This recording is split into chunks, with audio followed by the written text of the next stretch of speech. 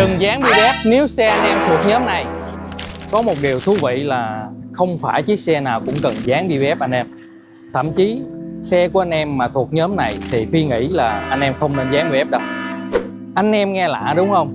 Phi cũng là một đơn vị thi công dán BBS, nhưng mà thật sự là có những trường hợp là Phi khuyên khách là nên cân nhắc. Nhưng ngược lại, có những khách hàng vừa lấy xe từ hãng xong là chạy thẳng đến showroom bên Phi luôn.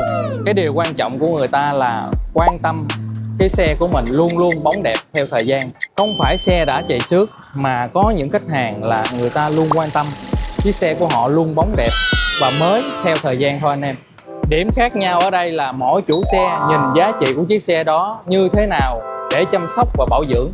Vì vậy câu hỏi là không phải là có nên dán BBS hay không, mà là bạn muốn chiếc xe của mình sau 3 đến 5 năm nữa sẽ như thế nào. Yeah, cool and